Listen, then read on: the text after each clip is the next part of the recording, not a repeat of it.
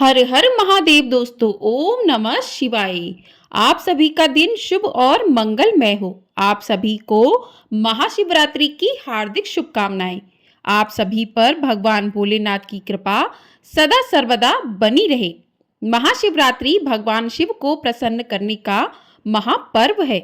यह भगवान शिव तथा माता पार्वती की आराधना कर उनका आशीर्वाद प्राप्त करने के लिए एक श्रेष्ठ दिवस है। इस दिन जप तप और व्रत रख कर भगवान शिव के शिवलिंग स्वरूप की पूजा की जाती है। सभी छोटे बड़े शिवालयों में बेलपत्र, धतूरा, दूध, दही, शक्कर, जल आदि से शिव जी का अभिषेक किया जाता है और संपूर्ण देश में महाशिवरात्रि को एक महोत्सव के रूप में मनाया जाता है। ऐसा कहा जाता है कि इसी दिन भगवान शिव और माता पार्वती का विवाह हुआ था। तो आइए आज इस पावन पर्व पर महाशिवरात्रि की महिमा की कथा का श्रवण करते हैं। तो प्रिय श्रोताओं, चित्रभानु नाम का एक शिकारी था। जानवरों की हत्या करके वह अपने परिवार को पालता था। वह एक साहूकार का कर्जदार भी था, लेकिन उसका ऋण समय पर न चुका सका। क्रोधित साहूकार ने शिकारी को शिव मठ में बंदी बना लिया। संयोग से उसी दिन शिवरात्रि थी। शिकारी ध्यान मग्न होकर शिव संबंधित धार्मिक बातें सुनता रहा। चतुर्दशी को उसने शिवरात्रि व्रत की कथा भी सुनी। शाम होते ही साहूकार ने उसे अपने पास बुलाया। शिकारी अगले दिन सारा ऋण लौटा देने का वचन देकर बंधन से मुक्त हो गया। अपनी दिनचर्या की भांति वह जंगल में शिकार के लिए निकला, किंतु दिन भर बंदी गृह में रहने के कारण भूख प्यास से व्याकुल था। शिकार खोजता हुआ वह बहुत ही दूर निकल गया। जब अंधकार हो गया तो उसने विचार किया कि रात जंगल में ही बितानी पड़ेगी। वह वन में तालाब के किनारे एक बेल के पेड़ पर चढ़कर रात बिताने का इंतजार करने लगा। बेल के वृक्ष के नीचे शिवलिंग था, जो बेल के गिरे हुए सूखे पत्तों से ढका हुआ था। शिकारी को उसका पता नहीं चला। पड़ाव बनाते समय उसने जो टहनियां तोड़ी वे संयोग से शिवलिंग पर गिर गईं।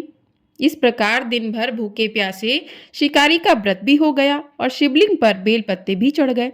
एक पहर की रात्रि बीत जाने पर एक गर्भवती हिरणी तालाब में पानी पीने पहुंची। शिकारी ने धनुष पर तीर चढ़ाकर ज्यों ही प्रतिज्ञा खींची, हिरणी बोली, हे शिकारी, मैं गर्भवती हूँ, शीघ्र ही प्रसव करने वाली हूँ। तुम एक साथ दो जीवों की हत्या करोगे, जो कि ठीक नहीं है। मैं बच्चों को जन्म देकर शीघ्र ही तुम्हारे समक्ष प्रस्तुत हो जाऊंगी, तब तुम मुझे मार लेना। शिकारी ने प्रतिज्ञा ढीली कर दी और हिरणी जंगली झाड़ियों में लुप्त हो गई। प्रतिज्ञा चढ़ने तथा ढीली करने के वक्त कुछ बेल के पत्ते टहनी से ही टूटकर शिवलिंग पर फिर से गिर गए। इस प्रकार उससे अनजाने में ही प्रथम पहर का पूजन भी संपन्न हो गया। कुछ देर बाद एक और हिरणी उधर से निकली। शिकारी के प्रसन्नता का ठिकाना ही नहीं रहा। समीप आने पर उसने धनुष पर प्रतिज्ञा चढ़ाया। तब उसने देखा कि हिरणी ने विनम्रता पूर्वक निवेदन किया। हिरणी ने कहा कि हे शिकारी, मैं थोड़ी देर पहले ऋतु से निर्वृत्त हूँ, कामातुर विरह हूँ, अपने प्रिय की खोज में भटक रही हूँ। मैं अपने पति से मिलकर शीघ्र ही तुम्हारे पास आ जाऊंगी। शिकारी ने उसे भी जाने दिया। 2 बार शिकार को खोकर उसे चिंता हो गई। रात्रि का आखिरी पहर बीत रहा था। इस बार भी धनुष से लगकर कुछ बेल के पत्ते शिवलिंग पर जा गिरे तथा दूसरे पहर की पूजा भी संपन्न हो गई। तब एक हिरणी अपने बच्चों के साथ उधर से निकली। शिकारी के लिए यह स्वर्णमयी अवसर था। उसने धनुष पर तीर चढ़ाने में देर नहीं लगाई। वह तीर छोड़ने ही वाला था कि हिरणी बोली कि हे शिकारी, मैं इन बच्चों को इनके पिता के हवाले कर कर लौट आऊंगी, इस समय मुझे मत मारो। शिकारी हंसा और बोला, अच्छा, सामने आए शिकार को छोड़ दूं, मैं ऐसा मूर्ख नहीं हूं। इससे पहले मैं 2 बार अपना शिकार खो चुका हूं। मेरे भी बच्चे भूख प्यास से व्यग्र हो रहे हैं। उत्तर में हिरणी ने कहा, जैसे तुम्हें अपने बच्चों की ममता सता रही है, ठीक वैसे ही मुझे भी सता रही है। हे शिकारी, मेरा विश्वास करो, मैं इन्हें इनके पिता के पास छोड़कर तुरंत लौटने की प्रतिज्ञा करती हूँ। हिरणी का दुख भरा स्वर सुनकर शिकारी को उस पर दया आ गई। उसने उस हिरणी को भी जाने दिया। शिकार के अभाव में तथा भूख प्यास से व्याकुल शिकारी अनजाने में ही बेल वृक्ष पर बैठा बेल पत्र तोड़ तोड़ कर नीचे फेंकता जा रहा था। जब भोर होने को हुई तो एक हष्ट पुष्ट मृग उसी रास्ते से आया। शिकारी ने तो सोच लिया था कि इसका शिकार वह अवश्य ही करेगा। शिकारी की तनी हुई प्रतिज्ञा देखकर वह मृग अर्थात वह हिरन विनती स्वर में बोला कि हे शिकारी, तुमने मुझसे पूर्व आने वाली 3 हिरनियों तथा छोटे छोटे बच्चों को मार डाला है, तो मुझे भी मारने में विलंब न करो, ताकि मुझे उनके वियोग में एक क्षण भी दुख न झेलना पड़े। मैं उन हिरनियों का पति हूँ। यदि तुमने उन्हें जीवन दान दिया है तो मुझे भी कुछ क्षण का जीवन देने की कृपा करो। मैं उनसे मिलकर तुम्हारे समक्ष उपस्थित हो जाऊंगा। मृग की बात सुनते ही शिकारी के मन में पूरी रात का घटना चक्र घूम गया। उसने सारी कथा मृग को सुना दी। तब मृग ने कहा, मेरी तीनों पत्नियां जिस प्रकार प्रतिज्ञाबद्ध होकर गई हैं, मेरी मृत्यु से अपने धर्म का पालन नहीं कर पाएंगी। अर्थात जैसे तुमने उन्हें विश्वास पात्र मानकर छोड़ा है, वैसे ही मुझे भी जाने दो। मैं उनके साथ तुम्हारे सामने शीघ्र ही उपस्थित हो जाऊंगा। शिकारी ने फिर उसे भी जाने दिया। इस प्रकार से सुबह हो गई। उपवास, रात्रि जागरण तथा शिवलिंग पर बेलपत्र चढ़ाने से अनजाने में ही शिवरात्रि की पूजा पूर्ण हो गई। पर अनजाने में की हुई पूजा का परिणाम उसे तत्काल मिला। शिकारी का हिंसक हृदय निर्मल हो गया। उसमें भगवान भक्ति का वास हो गया। थोड़ी ही देर बाद वह मृग परिवार शिकारी के समक्ष उपस्थित हो गया ताकि वह उसका शिकार कर सके। किंतु जंगली पशुओं की ऐसी सत्यता, सात्विकता और सामूहिक प्रेम भावना देखकर शिकारी को बड़ी ही ग्यालनी हुई। उसने मृग परिवार को जीवन दान दे दिया। अनजाने में शिवरात्रि के व्रत का पालन करने से शिकारी को मोक्ष और शिवलोक की प्राप्ति हुई। हे प्रभु, हे दया निधान, जिस प्रकार आपने शिकारी को सद्गति दी, उसको मोक्ष की प्राप्ति की, उसी प्रकार अपने सभी भक्तों पर इस कथा कहानी को प्रेम भाव से सुनने वाले और सुनाने वालों पर अपनी कृपा बरसाए रखिएगा प्रभु। बोलिए भगवान भोलेनाथ की जय। इस प्रकार से पहली कथा पूर्ण हुई। आइए अब सुनते हैं दूसरी पौराणिक कथा।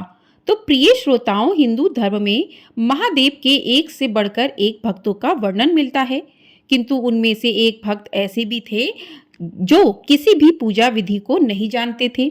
उन्होंने हर वो चीज जो शास्त्र विरुद्ध है और जिसे पाप माना जाता है, किंतु फिर भी महादेव ने उन्हें दर्शन दिए। वे इस बात को सिद्ध करते हैं कि महादेव केवल अपने भक्त के भाव देखते हैं, पद्धति नहीं देखते। उनका नाम था कन्नप्पा। एक बार कन्नप्पा आखेट करते करते बहुत दूर जंगल में निकल गए। वहां उन्हें एक अत्यंत ही प्राचीन और जीर्ण मंदिर दिखा। जब वे उस मंदिर के अंदर पहुंचे तो उन्हें एक दिव्य शिवलिंग के दर्शन हुए। उसके दर्शनों से ही कन्नप्पा के मन में शिव भक्ति का संचार हो गया। उन्होंने तुरंत ही उस मंदिर को साफ किया। उनके मन में उस शिवलिंग की पूजा करने का विचार आया, पर उन्हें शिव पूजा के बारे में कुछ भी पता नहीं था। तब उन्होंने सोचा कि महादेव को कुछ खाने और पीने को ही दे दिया जाए। ये सोचकर वे जंगल गए और एक शुकर का शिकार किया। उसे काटकर वे उसका मांस एक पत्तल में लेकर चले। दूसरे हाथ में उन्होंने एक पात्र में मधुमक्खियों के छत्तों से कुछ मधु अर्थात शहद इकट्ठा कर लिया। जल के लिए कोई और उपाय ना दिखा तो उन्होंने अपने मुंह से ही जल भर दिया। कन्नप्पा सामान लेकर मंदिर आए तो देखा शिवलिंग पर कुछ सूखे पत्ते टूटकर गिर गए हैं। उन्होंने अपने पैर से शिवलिंग से पत्ते हटाए और उसके बाद मुख में रखे जल से कुल्ला कर उन्होंने महादेव का अभिषेक किया।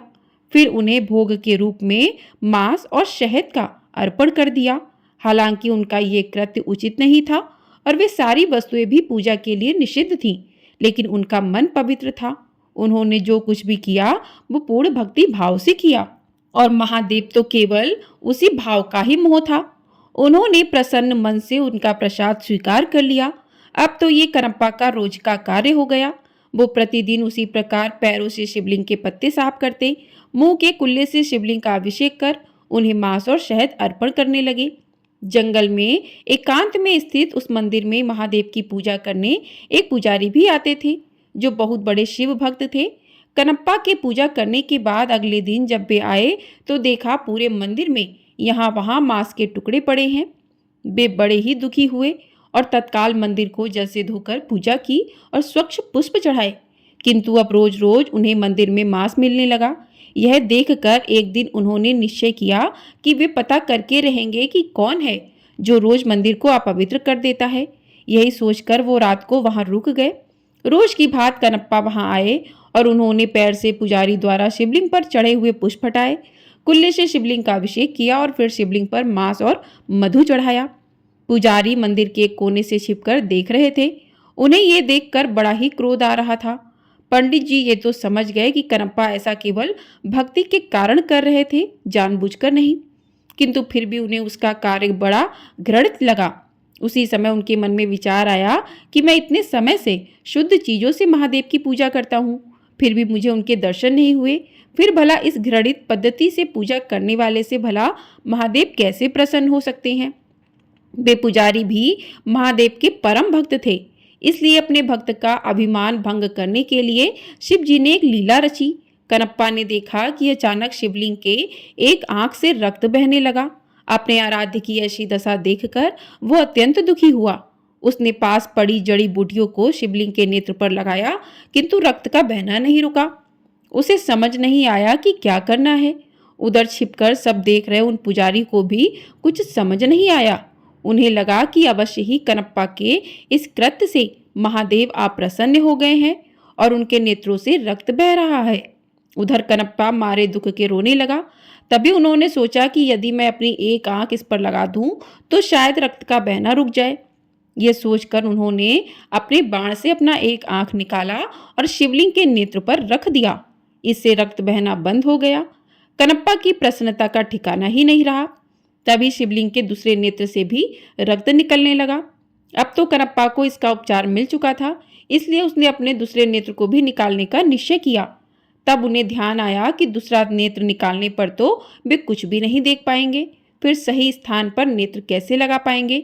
ये सोचकर उन्होंने अपने पैर का अंगूठा शिवलिंग के नेत्र पर रखा ताकि वो नेत्रहीन होकर भी अपने नेत्र सही स्थान पर लगा पाएं। फिर जैसे ही कनप्पा ने अपने बाण से अपना नेत्र निकालने का प्रयत्न किया, महादेव ने स्वयं प्रकट हो उसका हाथ पकड़ लिया। अपने आराध्य के दर्शन होते ही कनप्पा उनके चरणों में गिर पड़ा। महादेव ने उसके दोनों नेत्र ठीक कर दिए। तब बाहर छिपकर देख रहे ब्राह्मण अर्थात पुजारी जी भी अंदर आकर महादेव के चरणों में गिर पड़े। उन्होंने कहा कि हे महादेव, मेरे मन में अहंकार आ गया था कि मैं आपका सबसे बड़ा भक्त हूँ, किंतु आज कनप्पा ने मेरा ये अभिमान भी तोड़ दिया। इनके कारण ही मुझे आज आपके दर्शनों का सौभाग्य मिला है। आज मुझे समझ आ गया कि आपको केवल भाव से ही प्राप्त किया जा सकता है, किसी पूजा पद्धति से नहीं। तब महादेव ने दोनों को आशीर्वाद दिया और अंतर ध्यान हो गए। वर्तमान में आंध्र प्रदेश के तिरुपति जिले के कालहस्ती नामक जगह पर महादेव का वही शिवलिंग श्री कालहस्ती महादेव के नाम से स्थापित है। मान्यता है कि भक्तराज कनप्पा ने इसी शिवलिंग पर अपने नेत्र अर्पण किए थे। इनके जन्म के विषय में कई कथाएं प्रचलित हैं। मूल रूप से ये एक तमिल भील परिवार में जन्मे थे। इनकी पत्नी का नाम नीला बताया गया था। ये एक व्याध थे जो शिकार कर अपना पालन पोषण करते थे। इनके जन्म के विषय में मान्यता है कि द्वापर युग में जब महादेव ने पांडु पुत्र अर्जुन की परीक्षा लेकर उन्हें पाशुपतास्त्र प्रदान किया था, तब अर्जुन ने उनसे प्रार्थना की कि वे अगले जन्म में उनके महान भक्त बने। भगवान शंकर ने उन्हें ये आशीर्वाद दे दिया। कलयुग में अर्जुन ही कनप्पा के रूप में जन्मे और महादेव जी के अनन्य भक्त बने। बोलिए महादेव की जय, बोलिए माता पार्वती की जय। तो इस प्रकार से महाशिवरात्रि की कथाएं पूर्ण हुई। अब सुनते हैं भगवान भोलेनाथ की आरती। हे शिव ओमकारा, प्रभु हर शिव ओमकारा, ब्रह्मा विष्णु सदा शिव अर्धांगी धारा। ओम जय शिव ओमकारा, एकानन चतुरानन पंचानन राजे, हंसानन गरुड़ासन वृषवा साजे। ओम जय शिव ओमकारा, दो भुज चार चतुर्भुज, 10 भुज अति सोहे, त्रिगुण रूप निरुखता त्रिभुवन जन मोहे। ओम जय शिव ओमकारा, अक्षमाला बनमाला रुडमाला धारी, चंदन मृग मद सोहे भाले शशिधारी। ओम जय शिव ओमकारा, श्वेतांबर पीतांबर बागंबर अंगे, सनकादिक गरुड़ादिक भूतादिक संगे। ओम जय शिव ओमकारा करके मध्य कमंडलु चक्र त्रिशूल धरता जग करता जग भरता जग संहार करता। ओम जय शिव ओमकारा। ब्रह्मा विष्णु सदा शिव जानत अविवेका प्रणवाक्षर के मध्य ये तीनों एका। ओम जय शिव ओमकारा। काशी में विश्वनाथ विराजत नंदी ब्रह्मचारी नितुट भोग लगावत महिमा अति भारी। ओम जय शिव ओमकारा। त्रिगुण शिव जी की आरती जो कोई नर गावे कहत शिवानंद स्वामी सुख संपत्ति पावे। ओम जय शिव ओमकारा। बोलिए हर हर महादेव। बोलिए भगवान भोलेनाथ की जय। बोलिए माता पार्वती की जय। तो इस प्रकार से महाशिवरात्रि की कथाएं साथ ही भगवान भोलेनाथ की आरती पूर्ण हुई। आपको ये वीडियो पसंद आई है, वीडियो को लाइक अवश्य कर दीजिएगा। आपका एक लाइक हमारे लिए बहुत अधिक महत्वपूर्ण होता है। चैनल पर नए हैं, चैनल को सब्सक्राइब जरूर कर लीजिएगा। आपको हमारे चैनल पर अमावस्या कब की है बताई जाएगी और अमावस्या की कथा भी सुनाई जाएगी। तो चैनल को सब्सक्राइब करके ढेर सारा अपना प्यार जरूर दीजिएगा। कमेंट बॉक्स में हर हर महादेव अवश्य लिखिएगा। हर हर महादेव।